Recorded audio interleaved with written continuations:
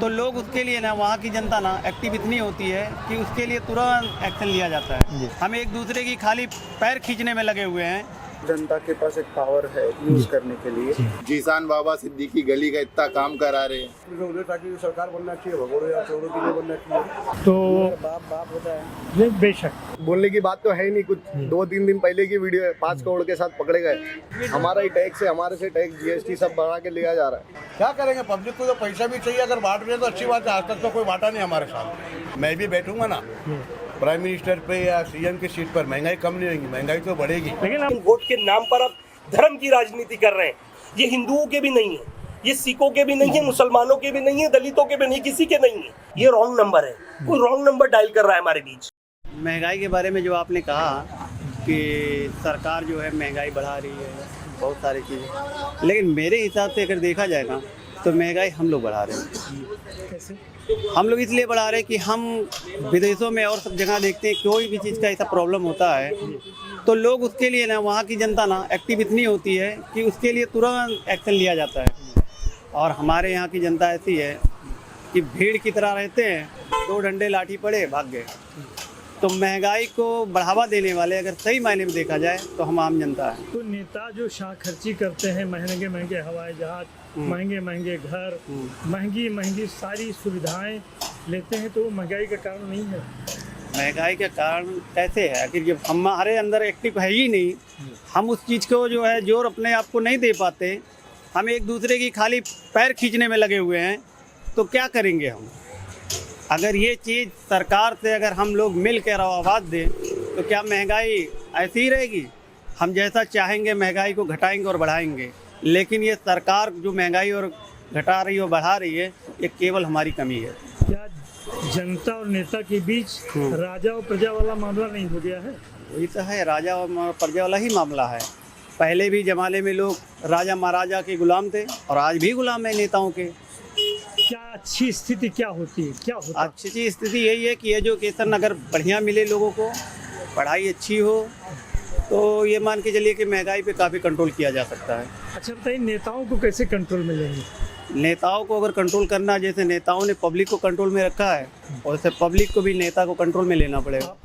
आप पार्टी से भी आपने काम किया है, वहाँ लोकपाल का मामला आया था, तो क्या लोकपाल कुछ काम कर सकता है?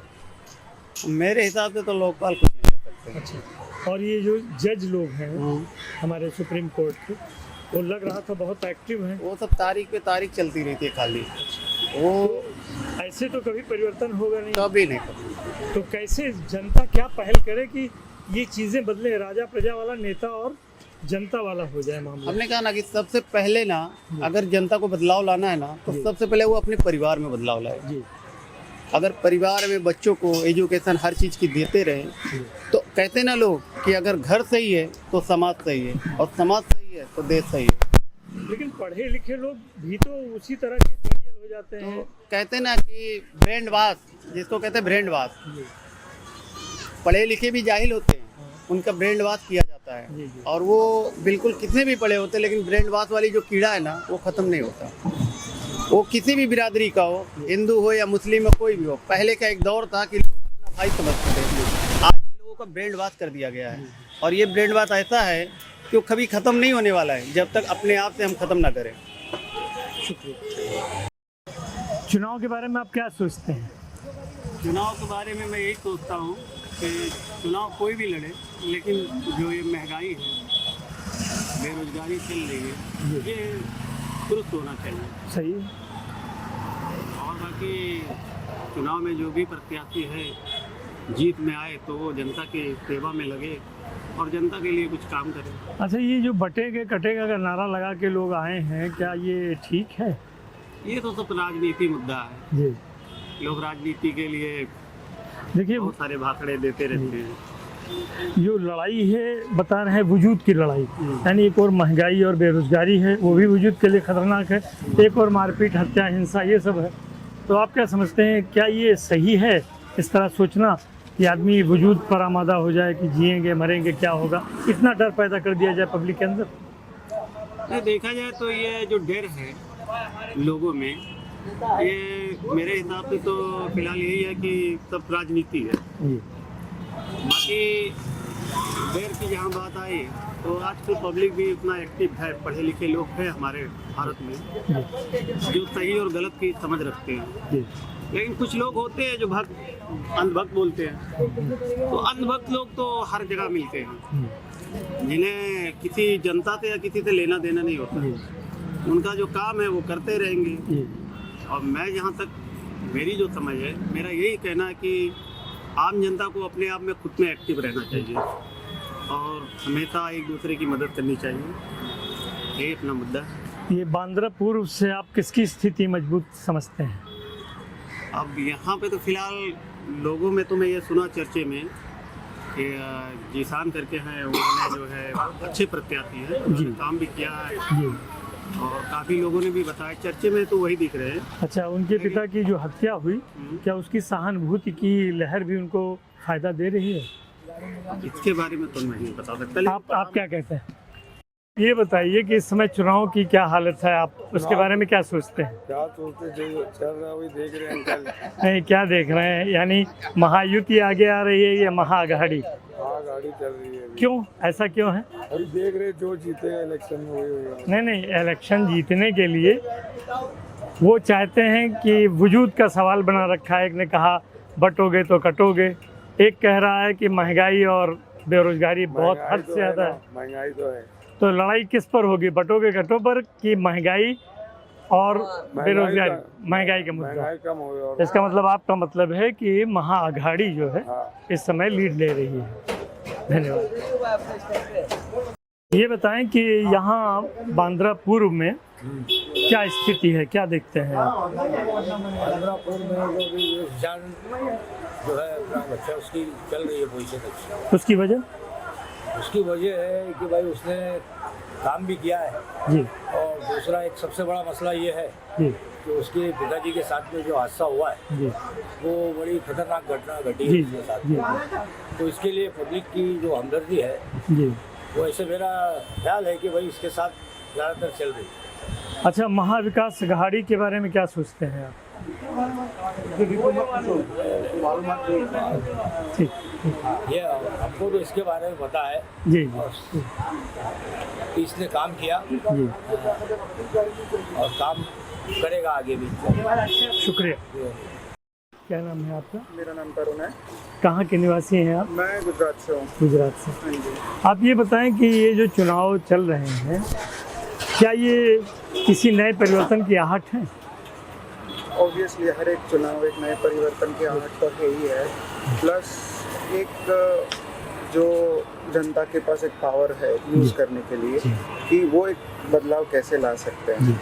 सो आई गेस हर एक व्यक्ति को वोट करने का जो अधिकार दिया है वो अधिकार यूज़ करे और खुद एक परिवर्तन करे, rather than depending on the government. वो खुद एक परिवर्तन लाए, सही कैंडिडेट को चूज करे।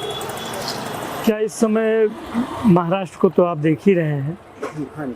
महाराष्ट्र में महायुति और महाअघाड़ी का संघर्ष चल रहा है। आप क्या समझते हैं, किसको आगे आना चाहिए और क्यों आना चाहिए? नॉट कमेंट ऑन दैट, क्योंकि मुझे पूरी नॉलेज नहीं है उसके बारे में ऐड करना। गुजरात के बारे में आप क्या सोचते हैं? गुजरात के बारे में तो क्या नहीं सोचते वो पूछना चाहिए था। नहीं, क्या आप सोचते हैं उसके बारे में? डेफिनेटली लाइक डेवलपिंग है। तो गुजरात के समानांतर पूरे भारत में तो वो बात है नहीं। किसने बोला? ऐसा दिखाई पड़ता है और लोगों का कहना है, अपने अपने नजरिया है। जैसे अभी राहुल गांधी ने आरोप लगाया है कुछ। I won't comment on that, sorry. Thank you. चुनाव के बारे में आप क्या सोचते हैं? चुनाव के बारे में हम सोचते हैं कि यहाँ भारी से भारी मतों से जो है अपनी घड़ी पास होना चाहिए यहाँ से। तो इसकी वजह? जीसान बाबा सिद्दीकी गली का इतना काम करा रहे हैं जी। और गरीबों के साथ रहते हैं 24 घंटा, कभी भी कॉल करो, एनी टाइम आते हो। अच्छा, महंगाई और बेरोजगारी का मुद्दा क्या है? महंगाई बेरोजगारी, जब तक पब्लिक जो है अपना सही उम्मीदवार नहीं चुनेगी और वो नहीं करेगी तो उससे मतलब वो नहीं है। आपका? सलमान।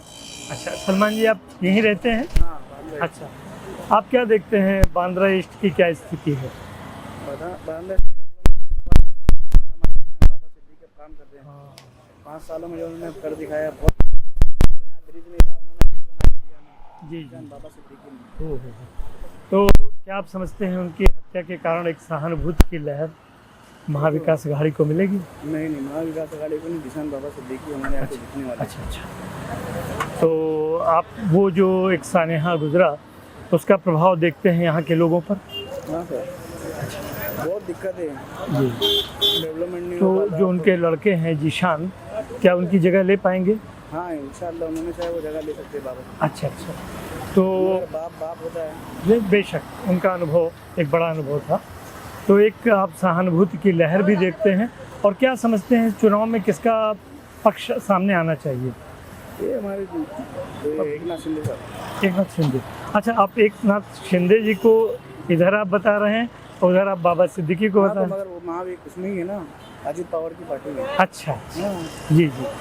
और ये आपकी ये चेतना अच्छी लगी कि आपको चीज़ों की समझ है, और आप एक विकसित महाराष्ट्र के लिए शिंदे साहब को विजयी देखना चाहते हैं। धन्यवाद। एकनाथ शिंदे साहब। ये बताइए चुनाव की स्थिति क्या है, कौन सा दल इस समय लीड पर है? हमारे हिसाब से तो महाविकास अघाड़ी है, जो उद्धव साहब बाला साहब ठाकरे की है, जी। वही इस बार जीत के आना चाहिए जी। इंशाल्लाह, और उनकी विजय से होगी। जी। हमारा मानना तो यही है, क्योंकि अब पब्लिक समझ गई है, जी। क्योंकि ना हमें JCR वाला चाहिए, ना हमें कौमवाद वाला चाहिए, ना हमारे को ऐसा चाहिए कि जो मस्जिदों को लेके बयान के थे। हमारे को ये चाहिए कि जो है इंडियन बन के रहे, ऐसा नहीं रहे कि यानी धर्म में लड़ा हुए। एक इंसान आवे, एजुकेट पर्सन आवे, वो हम उद्धव साहब को मानते हैं चीज़। लेकिन आपके जो यहाँ के स्थानीय प्रत्याशी हैं वो तो संबंधित है महायुति से। अब वो तो कुछ बोल नहीं सकते, दिल में क्या है और अंदर जाके क्या है। खेल है सर, बदल सब जाएगा। खेल है, वो बदल जाएगा। वक्त का हालात है, 2 दिन की बात है, 23 तारीख की, सब मालूम पड़ जाएगा। वो तो कुछ बोल नहीं सकते कि इंसान के दिल में क्या चल रहा है। तो आपके ख्याल से महाविकास अघाड़ी देश की उन्नति के लिए अच्छी है? बहुत अच्छी है। मेरा मानना है कि हमारी मोदी सरकार, जो शिंदे सरकार है महाराष्ट्र में, वो 1500 रुपये दे रही है लाड़की बहन को। लेकिन हमारी सरकार ने वादा करी है 3000 रुपये लाड़की बहन को, बांट लेगा 500 रुपये। तो हमारा, और जो यानी कर्जदार है, जो युवा है, उनको भी 4000। तो ये बहुत अच्छी स्कीम है। इंशाल्लाह जीत के आएंगे उद्धव साहब ठाकरे, तो ये सब स्कीम पे काम करेंगे, हमें पूरा भरोसा है उनके ऊपर। अच्छा, क्या आपको ये नहीं लगता कि ये जो अनुदान की राजनीति है, यानी पैसा बांटो वोट लो, पैसा बांटो वोट लो, ये तो गलत है? ये तो आपने देखे सर, कौन पकड़े गया है। हाँ, बोलने की बात तो है ही नहीं। कुछ 2-3 दिन पहले की वीडियो है, 5 करोड़ के साथ पकड़े गए। तो ये दिल से जो है, ये महाविकास अघाड़ी के, और पैसे से आपको मालूम है कौन है। मैं पर्सनली नाम तो नहीं ले सकता हूँ, लेकिन पर्सनली से आपको मालूम है कि कौन है। रोजगार दिया होता तो ये भी तो देखिए, एक और 1500 दिया जा रहा है, एक और 3000 दिया जा रहा है, तो ये देश की इकोनॉमी पे कितना बड़ा दबाव पड़ेगा जरूर असर। लेकिन सर, जैसे हमारा ही पैसा है, अब वो तो हमारे पास ही घूम के आ रहा है, तो ऐसा कुछ ऐसा एहसान तो ले नहीं सकते हम किसी को कि पार्टी हमारे को एहसान कर रही है। हमारे पास हमारा ही टैक्स है, हमारे से टैक्स GST सब बढ़ा के लिया जा रहा है, तो वो सब अच्छी बात नहीं है। तो क्या आप ये नहीं समझते कि जितना अनुदान देंगे उतना महंगाई बढ़ेगी? बढ़ेगी, वो तो जाहिर सी बात है, बढ़ना। तो हम अनुदान ना ले, महंगाई को कम कर दें। हाँ, वो भी बात है, वो भी एक मुद्दा उठाएंगे। उद्धव साहब बाला साहब ठाकरे पे भरोसा है हमारे को। उद्धव साहब पढ़े लिखे इंसान है, और हमारे राहुल गांधी जी जिनने यानी गांव की सब रैली निकाली, सभा करी, बहुत अच्छी सभा करी। और हम लोग ने अब की बार MP इलेक्शन में BJP को बता दिया है कि महाविकास अघाड़ी इंडिया अलायंस क्या है। तो आप उम्मीद करते हैं कि महाविकास अघाड़ी नेतृत्व करेगी, जीत के आएगी। शुक्रिया। क्या चीज़ कि जीशान भाई को सपोर्ट पिताजी की मृत्यु का भी मेरे को तो वैसे भी सपोर्ट बाबा सिद्दीकी साहब के नहीं रहने पे या रहने पे तो भी सपोर्ट उसको वैसे ही करते थे जैसे पहले करते हुए आ रहे थे। और वो कैसा है कि एक अच्छा नुमाइंदा है जी, और लोगों के बीच में आता है जी, लोगों के दर्द को समझता है, और लोग किस परिस्थिति में जो गुजर रहे हैं जी, वो उनको समझता है। जी। तो इससे बेहतर हमारे लिए ये नेता बेहतर है हमारे लिए। महंगाई और बेरोजगारी के बारे में आप महंगाई क्या तो ऐसा है कि ये महंगाई का मुद्दा तो ऐसा है कि सर इसको कोई बदल नहीं सकता। कितना भी चिल्ला लो रोड पे, कितना भी आंदोलन कर लो, जी, तो उसको बदल नहीं सकते। क्योंकि अपना मेन मुद्दा ये है कि सेंटर में ही सारी चीज़ होती है, जी, स्टेट क्या करेगा। जी। महंगाई और बेरोजगारी के अलावा आप देखते हैं ये समस्याएं मनमोहन सिंह के समय में कैसी थी? कांग्रेस थी उसमें थोड़ी मतलब अच्छी सुविधा थी। जी उसके बाद में जो बदलाव आया है जी। तो वो चढ़ते हुए आया है, उतरा ही नहीं है अभी तक। जी रेलवे का बोलो मुद्दा या बसों का बोलो, किसी भी चीज़ का बोलो, ये रुका नहीं। जी ये हर साल बढ़ते चला आया। मार्जिन कम नहीं, मार्जिन कम होना मुमकिन, जी। मार्जिन बढ़ती चली गई। आप क्या सोचते हैं कि ये जो अनुदान वाली राजनीति चल रही है वो पूरी दशा और दिशा बदल देगी राजनीति की? अभी ये तो ऐसा है कि किसके मन में क्या है और जी। किसके मन में क्या नहीं है वो हम जी। उसके बारे में नहीं बता सकते। जी हम जिस रास्ते से गुजर रहे हैं और हम जिस रास्तों को चुन रहे हैं जी वो रास्ता हम हमारा इख्तियार करते हैं। जी जी अब आपके मन में क्या है वो मैं इख्तियार नहीं कर सकता हूँ। जी जी और ये तो कैसा है, सिलसिला चलते रहेगा, लोग मरते रहेंगे, लोग पैदा होते रहेंगे, कारवां चलते रहेगा। तो तुम और हम बदल नहीं सकते चीज़ को। जी। तो क्या महाविकास अघाड़ी यहाँ से आउट है या कुछ? महाविकास अघाड़ी जो है इंशाल्लाह वो यहाँ सत्ता बनाएगी। जी और वो क्या बदलाव लाती है अपने स्टेट के अंदर, तो क्या सुविधा देती है पब्लिक को अपने स्टेट के अंदर, जी। किसानों को क्या भला करते हैं। सबसे बड़ा मुद्दा तो किसान लोग हैं जी। जो हमको अनाज बोल के खिलाते हैं। बेशक पहले उनके बारे में सोचा जाएगा कि भाई वो इंसान है, वो रात दिन धूप में किसान खेती बाड़ी करते हैं, जी जी तो उनका अनाज जो उनका भाव बनता है वो भाव से दिया जाए तो बेहतर है। जी।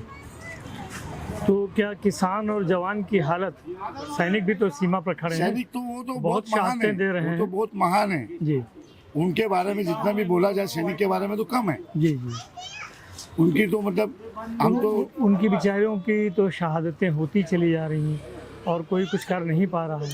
ये अपने हिंदुस्तान के लोग जो है जी एकजुट नहीं है ना। जी जी एकजुट होते जी जी तो आज हमारे जो सैनिक मर रहे हैं, जी जी। सैनिक मर गया चले गया, उसको जला दिए, दफन कर दिए, हाँ हाँ उनके घर वाले उसके साथ में क्या होता है वो उनको वो बेचारे जी जी जी बेहतर तरीके से जानते हैं कि अब हमको क्या क्या तकलीफ उठानी पड़ती है। डिपार्टमेंट में घूमना उनको परेशानी होती है, इधर जाए परेशानी होती है। तो अपना डिपार्टमेंटल भी वर्क बराबर करे तो कोई आदमी परेशान नहीं होगा। अच्छा ये बताएं कि ये बटेंगे कटेंगे का नारा क्या ठीक है, ये होना तो चाहिए नहीं सब होना चाहिए? बेहुदा बातें हैं, सब बेहुदा बातें हैं। इसके बहुत- बारे में सोचना भी हमको दूर दूर तक सोचना नहीं है। ये केवल एक राजनीतिक नारा है। ये बटेंगे कटेंगे जो बातें हैं, उनको सीधा करने के लिए लोग जी अपने ये फायदे के लिए बटेंगे कटेंगे जो बातें हैं ना, मरेंगे ये लोकल लोग करते हैं। जी जी जिनको छोड़ा गया है जी जी ये लोकल लोग करते हैं, जिनको काम धंधा है ही नहीं। जी जी जो ग्रेजुएशन लोग हैं, जिनको समझदारी है, वो सब बातें क्यों करते बैठेंगे। जी जी। समझे, धन्यवाद। शुक्रिया। ये बताइए चुनाव के बारे में क्या देख रहे हैं आप? चुनाव के बारे में तो अभी राजनीति तो सब घुल मिल गई है। जी जी महाराष्ट्र की राजनीति हमको भी समझ में नहीं आ रही है, क्या जी। हो रहा है क्या नहीं हो रहा जी। है, कौन सा पक्ष कभी किधर जाएगा और कौन किधर जाएगा वो हमको भी नहीं मालूम। फिर भी कुछ तो लग रहा होगा आपको। लग रहा है तो महंगाई कम होनी चाहिए, जी। सब चीज में अभी महंगाई बढ़ती जा रही है, आम आदमी मरते जा रहा है। तो महंगाई कम होएगी तो हम भी हमारा मत देते समय सोच के देंगे, और जो महंगाई कम करेंगे, जो गरीबों का सोचेंगे, उनको ही हम मत देंगे। लेकिन ये महायुति ने काफी आप लोगों को सहायता दी है, लाडली बहना। पर वो कब तक है, कब तक जारी रहेगी, कैसे जारी रहेगी वो भी देखा जाएगा। वक्त के साथ अपने नेता लोग भी चेंज होते रहते हैं, स्कीम भी बदली होती रहती है, जैसा वक्त आता है वैसा स्कीम बदली होती रहती है। जी। तो आपको लगता है कि क्या महाअघाड़ी का पलड़ा भारी है? अभी तो कोई किसी का कुछ भी बोल नहीं सकते हैं, क्योंकि सब मत बटे भी हैं और महंगाई की वजह से मत घूमे भी है, तो बोल नहीं सकते किसी का चुनाव में किसका क्या होएगा क्या नहीं होएगा। बहुत बहुत धन्यवाद जी। चुनाव के विषय में आपकी क्या सोचना है? यहाँ के विषय में क्या बोलना, चुनाव तो चल रहा है, माशाल्लाह पब्लिक निकल रही है और जा रही है, और यहाँ से इंशाल्लाह बड़ी निकलेगी। हमारे किसान सिद्दीकी बाबा सिद्दीकी जो है उनका जोर शोर चल रहा है और चलाएंगे इंशाल्लाह। हम लोग चल रहे हैं। बांद्रा पूर्व से तो जीशान जी हैं, लेकिन महाराष्ट्र में आप किसको चाहते हैं? महाराष्ट्र में उदय ठाकरे की सरकार बनना चाहिए, भगोड़े या चौरों के लिए बनना चाहिए। अच्छा तो हमारा ये डिमांड एक सीट का हमारा यहाँ डिमांड है, किसान बाबा सिद्दीकी आ जाए, जिसके लिए हम मेहनत कर रहे हैं। जी। इंशाल्लाह आएंगे, अल्लाह से ये उम्मीद रखते हैं। तो लेकिन सोच में आपके अंतर है, आप यहाँ तो ये चाहते हैं, वहाँ दूसरा चाहते हैं। हाँ, ये चाहते हैं कि वो जो सरकार है वो तो राजी नहीं आती है। पहली बात देखिए वो आने से 10 साल से क्या हो रहा है, तो इसलिए ये चाहते हैं कि हमारे उद्धव सर की सरकार सीएम में इधर सरकार में इधर आ रहे और हमारी ये बांद्रा विभाग की किसान सर की यहाँ आ रहे। अच्छा, ये जो बटेंगे कटेगा का नारा आया, आप लोग उसके खिलाफ हैं। अब वही बांट रहे हैं, वही काट रहे हैं, उसके खिलाफ भी है, वही बांटते हैं, वही काटते हैं। आज तक तो कोई सरकार ने बांटा ही नहीं, जी। उन्होंने ही बांटा और उन्होंने ही काटा। और ये जो पैसा बांट रहे हैं, दोनों लोग ही बांट रहे हैं, उसका क्या होगा? क्या करेंगे, पब्लिक को तो पैसा भी चाहिए। अगर बांट रहे हैं तो अच्छी बात है, आज तक तो कोई बांटा नहीं हमारे पास, लेकिन बांटेंगे तो और अच्छी बात है। लेकिन बांटेंगे तो महंगाई बढ़ेगी, पैसा आएगा कहाँ से? देखो, महंगाई का विषय ऐसा है, महंगाई तो कभी मैं भी बैठूंगा ना प्राइम मिनिस्टर पे या सीएम की सीट पर, महंगाई कम नहीं रहेगी, महंगाई तो बढ़ेगी। लेकिन अब मनमोहन सिंह को देखें, मनमोहन सिंह ने तो कमाल का काम किया। महंगाई सारी दुनिया में मंदी थी और वो बेचारा बैठा रहा और उसने संभाल दिया देश को। उसे सीखना चाहिए जी। लोगों को, कैसा किया, क्या किया। कम कोई बात नहीं, अच्छी है, लेकिन महंगाई कम होगी ये तो मैं ये सोच। अच्छा, नेता और जनता के बीच में इसमें राजा और प्रजा वाला मामला हो गया है, क्या आपको ऐसा लगता है? नहीं, ऐसा तो कुछ नहीं लगता है, जैसा पहले है ऐसा है, लेकिन बना दिए लोगों ने राजा और प्रजा। जैसे नेता शाह खर्च है, अब वो बहुत पैसे खर्च करता है, बहुत पैसे खर्च करने के लिए पैसे आने चाहिए, और आने के तरीके आप जानते हैं क्या हैं, तो ऐसे देश कैसे संभलेगा? नेता खर्चा ही ना कर रहा है, नेता खर्चा करता तो प्रजा बेकार थोड़ी होती, प्रजा तो खुश रहती, प्रजा तो टेंशन में बैठी हुई है, सब भूखमारी से, हालत से सब खराब है। नेता लोग कहाँ बांटते हैं, अपनी सीट गर्म करके रखते हैं। हाँ, वही कहना है कि वो राजा के दर्जे में चले गए हैं नेता, हाँ, और प्रजा के दर्जे में चली गई जनता, तो ये कैसे मिटेगा? ऐसा उसको हल करना पड़ेगा। लोग आएंगे, कुछ अच्छा करेंगे तो कुछ अच्छा होगा, जिसका भला भी होगा। अच्छा, राहुल गांधी को आप कैसा नेता मानते हैं? राहुल गांधी अच्छा नेता है। किस एतबार से? अच्छा है, टैलेंट है उनका, टैलेंट है।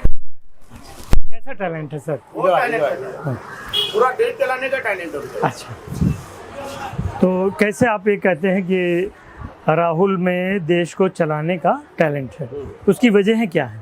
बहुत वजह है। जैसे पढ़ा लिखा है, अच्छा खाता नॉलेज है, हर चीज का नॉलेज है। जी। बजट क्या करने का, क्या डेट का, क्या नहीं करने का, सब उनको मालूम है। गरीबों को सब मालूम है। तो क्या ये जो भाजपा की सरकार है या और जो सरकार, वे ऐसा नहीं सोचती? वे क्या थोड़ा पीछे हैं इस मामले में? आइए आपसे बात करते हैं।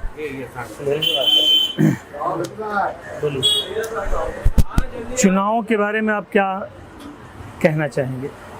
चुनाव एकदम रोचक मोड़ पे है जी, और इंशाअल्लाह ताला ये बांद्रे पूर्व की सीट जिशान सिद्दीकी भारी बहुमत से जीतने जा रहे हैं। जी, साथ ही साथ जिस लहर की बात आप कर रहे हैं कि राहुल गांधी जी का विषय जो आप ले रहे हैं, महाराष्ट्र में राहुल गांधी जी को हिंदुस्तान लेवल पे पॉलिटिक्स पे एक बहुत युवा सक्षम नेता माना जाता है जी, लेकिन महाराष्ट्र की पॉलिटिक्स में आधी कांग्रेस ही आधी भारतीय जनता पार्टी बन चुकी है, ये आपको पता है, और आधी शिवसेना ही आधी भारतीय जनता पार्टी बन चुकी है।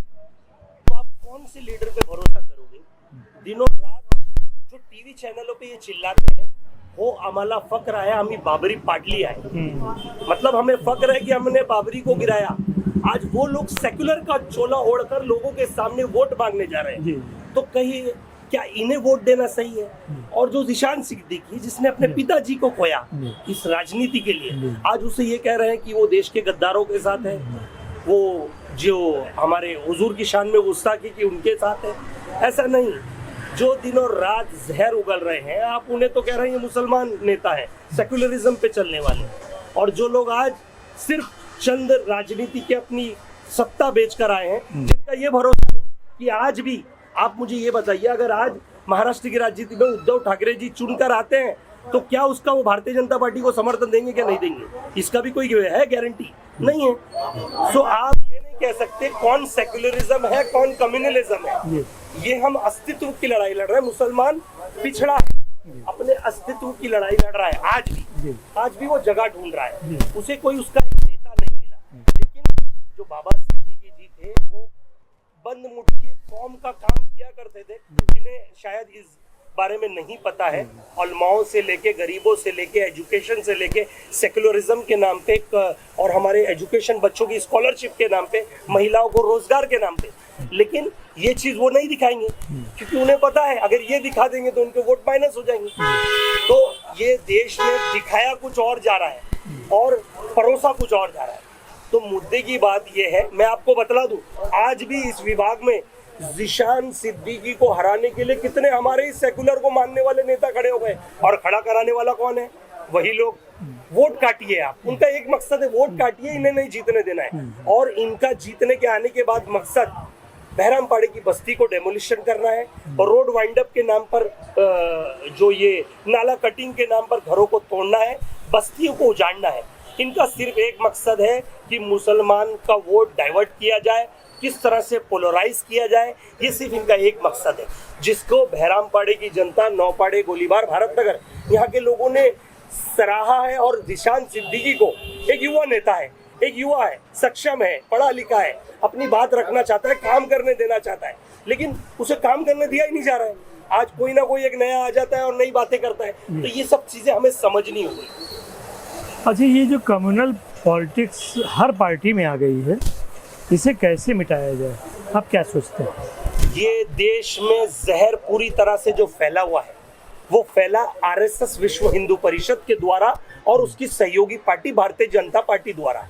लेकिन हमने कभी नहीं कहा कि हम भारतीय जनता पार्टी को सपोर्ट कर रहे हैं, हमने कभी नहीं कहा हम दूसरी पार्टी को सपोर्ट कर रहे हैं। आज जिशान सिद्दीकी जरूर अजीत पवार की पार्टी चुनाव चिन्ह घड़ी से लड़ रहे हैं, लेकिन वो चुनाव पहले चुनाव से लड़ रहे हैं, वो बात की बात है। जिशान सिद्दीकी जीत के आने के बाद किसे समर्थन देंगे, वो बात का विषय है। और ये भी हो सकता है ना, हमने तो इस देश की राजनीति में ये भी देखा है कि 5 बजे कोई शपथ ले ले और वो शपथ सेक्युलर हो या कम्युनल हो, कोई नहीं मानता है। वोट लेना इज मस्ट इम्पोर्टेंट, लेकिन वोट के नाम पर आप धर्म की राजनीति कर रहे हैं। आज जीत के आ जाए, कल आप मस्जिदों का डेमोलिशन करा रहे हैं। आज आपको मस्जिद दिख रही है, अब आप, एक नेता कहता है मैं जीत के आने के बाद मस्जिदों के लाउड स्पीकर उतार दूंगा, एक कहता है मैं अजान बंद करा दूंगा, एक कहता है मैं इस देश से मुसलमानों को पूरी तरह से खत्म करा दूंगा, एक कहता है मैं हिजाब बैन करा दूंगा। कितनी चीजें कट कराओगे?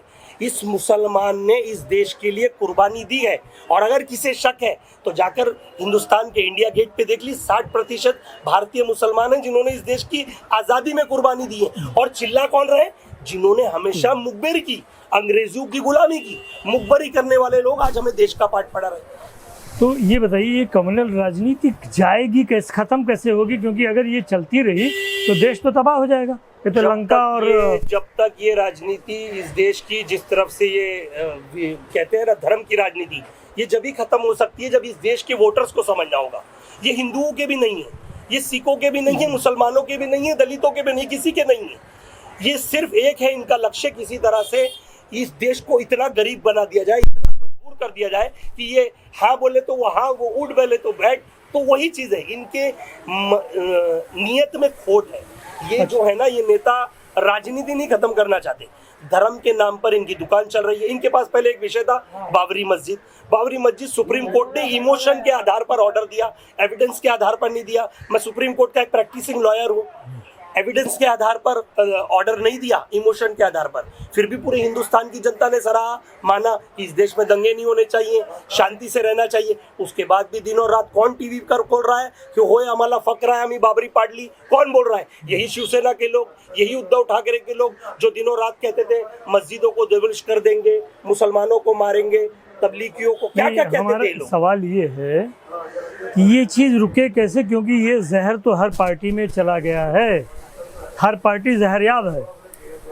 ये जनता को समझना पड़ेगा। नहीं, जनता मान लीजिए समझ गई और नेता यही काम कर रहे हैं, जनता समझ, जनता इस पार्टी में जाए या उस पार्टी में जाए। मामला श्रीलंका का क्या हाल हुआ? श्रीलंका में भी यही चलता था, देश विरोधी बातें, धर्म के बदल राजनीति। एक वक्त ऐसा आया, जनता जब भुखमरी के स्तर पर आ गई, जनता के पास, युवाओं के पास नौकरियां नहीं रही, जनता के पास खाने को अनाज नहीं रहा, तो जनता समझ गई ये रॉन्ग नंबर है, कोई रॉन्ग नंबर डायल कर रहा है हमारे बीच। किया जाए? इसके लिए मोर्चा पूरे देश, इधर स्तर पर पूरी कम्युनिटी को एक होना पड़ेगा, उन्हें एक लीडर चुनना होगा। सेक्युलरिज्म के नाम पर जो काम कर रहे हैं उन्हें समर्थन करना होगा, तभी जाकर ये जो धर्म बदल जो राजनीति चल रही है जब भी खत्म होगी। अब देखिए, जैसे सबका साथ सबका विकास जैसा नॉन सेकुलर नारा आया, काम तो वही सब हुआ।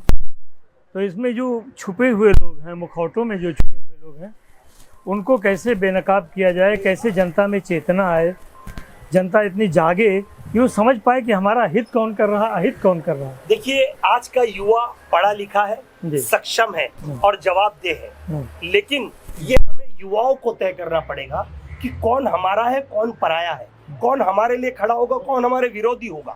लोगों को सिर्फ क्या दिखाया जा रहा है कि मंदिर बनाना है। डॉक्टर बाबा साहेब अम्बेडकर ने जब संविधान बनाया था तो उन्होंने भी लोकसभा में ये बिल पारित किया था कि मंदिर बनाने से लोगों का पेट नहीं भरेगा। मंदिर की जगह पर आप कॉलेज स्कूल बनाए, रोजगार दिलाए, युवाओं को एजुकेशन दिलाए। लेकिन उसके बाद यही लोग जो आरएसएस विश्व हिंदू परिषद की पॉलिसी को मानते हैं, यही लोगों ने क्या कहा, नहीं मंदिर बनाए जाए।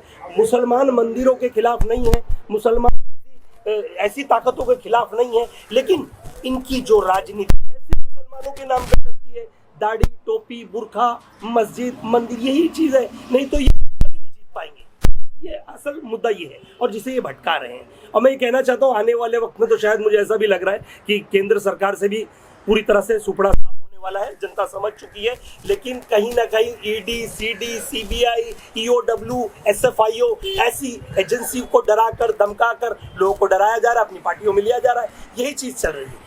इससे समझना होगा लोगों को जागरूक है और जागरूक होने के बावजूद एक स्टेज पे आना होगा और एक फैसला लेना होगा, जब भी देश बदल सकता है। ओवैसी जी की राजनीति के बारे में आपका क्या ख्याल है?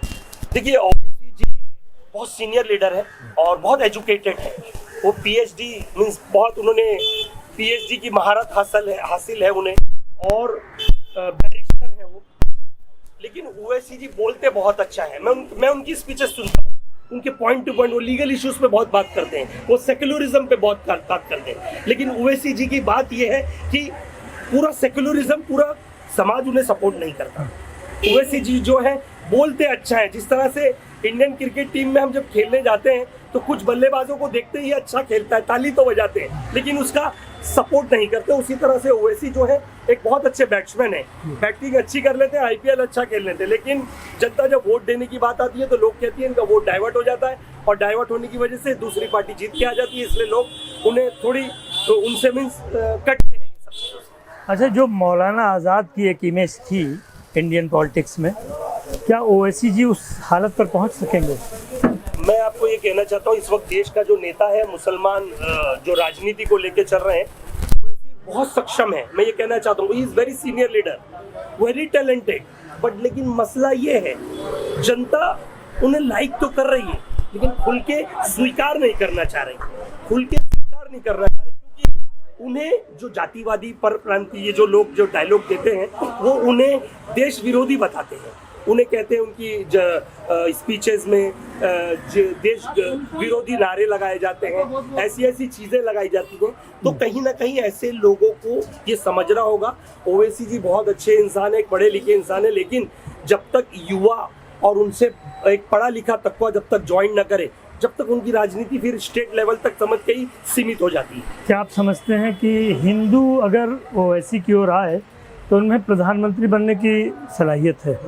देखिए, ये तो आपने बहुत छोटे अल्फाजों में बहुत बड़ी बात कही कि जब हमारा हिंदुस्तान का संविधान लिखा गया था और लोकसभा में हमारे ये बिल पारित हुए थे तो उस वक्त ऐसा भी कई क्लॉज थे कि मुस्लिम इस देश की राजनीति नहीं चला सकता, मीन्स मुस्लिम प्राइम मिनिस्टर नहीं बन सकता, ऐसे क्लॉजेस थे।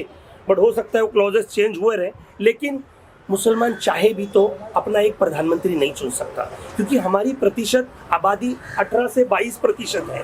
हम उतने मेजॉरिटी में नहीं है जो पूरी तरह से अगर वन साइडेड वोट भी करें तो हम पूरी तरह से जीत के, क्योंकि हमें मदद लगेगी अदर्स कास्ट की, अदर्स वोटर्स की। हिंदुओं के बारे में ये ख्याल है कि वे बेसिकली सेकुलर होते हैं और वो जल्दी जब तक उनको उत्तेजित ना किया जाए, उनको छेड़ा ना जाए, उनको ढकेला ना जाए, तब तक वो सांप्रदायिक नहीं होते, जैसे आजकल हो रहा है।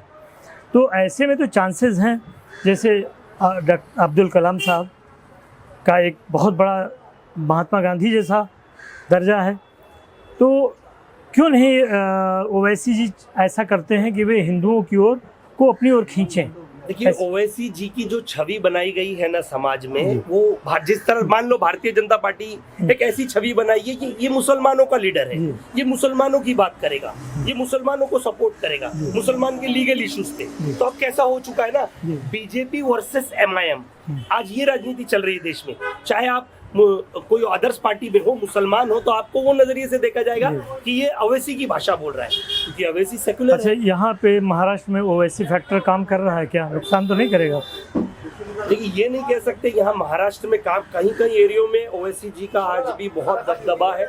ओवैसी जी के काम आज भी बोल रहे हैं, जैसे मालेगांव हो गया, धुलिया हो गया, औरंगाबाद हो गया, ऐसे एरिया में भाई कल्ला भी हुआ करता था एक वक्त। तो लोगों ने ऐसा नहीं उन्हें सराहा है और फर्स्ट टाइम में उनके लोगों को MLA सीट जीत कर दी है। तो कहीं ना कहीं ये है कि उसके लिए बहुत मेहनत की जरूरत है, एक बड़े पैमाने पे उन्हें एजुकेटेड लोगों, लेकिन उसके साथ साथ उन्हें अपनी पॉलिटिक्स में हिंदुओं को भी, नॉन मुस्लिमों को भी लेना पड़ेगा, जब जाके उनकी नेशनलाइज जो पॉलिटिक्स है वो चलेगी। राहुल गांधी के बारे में क्या? राहुल गांधी जी हैं, एक बहुत सक्षम लीडर हैं, बहुत पढ़े लिखे लीडर हैं, बहुत, मैं भी उन्हें मानता हूँ, बहुत, जिन्होंने अपनी दादी को खोया इस राजनीति में, अपने पिताजी को खोया। लेकिन राहुल गांधी जी के जो इर्द गिर्द लोग हैं वो नहीं चाहते कि राहुल गांधी जी देश की प्रधानमंत्री की शपथ ले। राहुल गांधी जी को कहीं ना कहीं वो लोग गिराने के लिए इस तरह की राजनीति करते हैं। और कहीं ना कहीं मैं कहना चाहता हूँ कांग्रेस में ही इतनी फूट है कि कांग्रेस के लोग ही नहीं चाहते कि कांग्रेस सरकार में आए। और कहीं ना कहीं जब कांग्रेस के ऐसे लोगों पे एलिगेशन लगती है तो दूसरे दिन वो भारतीय जनता पार्टी में दिखते हैं। तो बताइए कांग्रेस का कैसे समर्थन करेंगे आप? ये सबसे बड़ी मेन पॉलिटिक्स है। शुक्रिया। चुनाव के बारे में आपका क्या ख्याल है? मेरा एक ही ख्याल है कि अपना इस क्षेत्र से जिशान सिद्दीकी जीतना चाहिए और गवर्नमेंट में विकास अघाड़ी का गवर्नमेंट देखना चाहिए। यानी ये तो आपने अजीब बात कर दी। नहीं, ये सही है क्योंकि बाबा सिद्दीकी, जिशान सिद्दीकी, हम लोग किसी बहुत कुर्बानी है उसका, ये कभी भूला नहीं जा सकता। हाँ, थोड़ी सी तकलीफ है कि उसने पार्टी चेंज की, ये जो कि नहीं होना चाहिए, लेकिन अब अंदर क्या बात है वो उन लोग को पता। लेकिन हम लोग यही चाहते हैं कि यहाँ से जिशान सिद्दीकी जीते और पूरे महाराष्ट्र से अपना विकास अघाड़ी का गवर्नमेंट बने। आपने है बिल्कुल नई बात कही, धन्यवाद। Thank you. इस समय चुनाव की जो स्थिति चल रही है उसमें आपका क्या ख्याल है?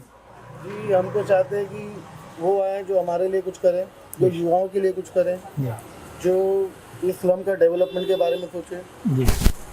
तो हम तो चाहते हैं कि जिशान बाबा सिद्दीकी आए क्योंकि वो यूथ है, वो हमारे बारे में सोचेंगे और आने वाले जो बच्चे उनके एजुकेशन के बारे में भी सोचेंगे। तो आपको लगता है कि शिंदे साहब कुछ काम इस सिलसिले में कर रहे हैं? जी, शिंदे साहब से हमें कोई ऐतराज़ नहीं है, ना उनको हम इतना पर्सनली जानते हैं, ना उनके लोगों को जानते हैं। बेशक। पर जिशान बाबा सिद्दीकी जो हमारे एक्स MLA रह चुके हैं उनके बारे में हम जानते हैं। हमें जानते हैं कि उन्होंने जो जिस तरह से काम किया और जिस तरह से युवाओं को उन्होंने प्रमोट किया है वो काफ़ी बेहतर है। पिछले 5 साल से हम जो ऑब्जर्वेशन कर रहे हैं इंसान के ऊपर से वो काफ़ी अच्छा उन्होंने काम करा है, गलियाँ बनाई हैं और लोगों के लिए भी बहुत कुछ किया है, पार्क बनाया है खेलने के लिए और बहुत सी चीज़ें की हैं। और क्या चीज़ें और चाहते हैं कि जो यहाँ डेवलप हो?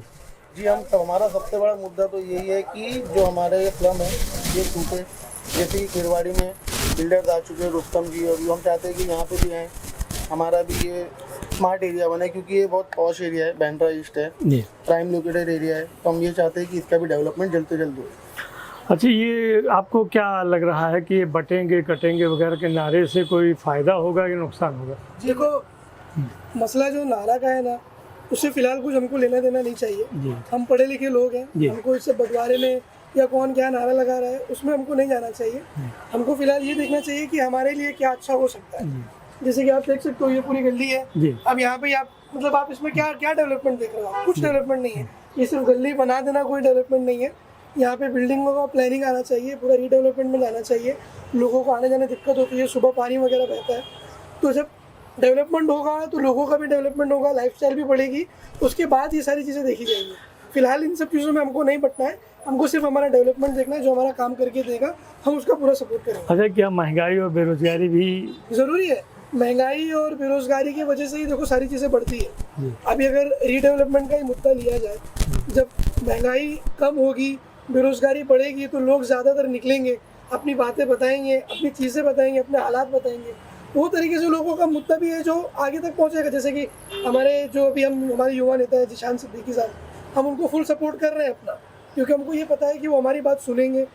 जब हम बेरोजगार नहीं रहेंगे तो हमारे पास काम करने की चीज़ होगी, हमारा दिमाग भी चलेगा, तो हम अपनी जो हमारी तकलीफ़ें हैं, हमारी चीज़ें हम बताएंगे और हमको ये यकीन है कि वो हमारा काम करके देंगे जिस तरीके से उन्होंने किया है, और आगे चल के भी वो इंशाल्लाह हमारा काम करेंगे। तो ये महायुति तो महंगाई पर काम नहीं कर पाई, महाविकास अघाड़ी कह रही है कि महंगाई और देखिए, कहने का मसला ये है ना कि हर कोई वादा करता है।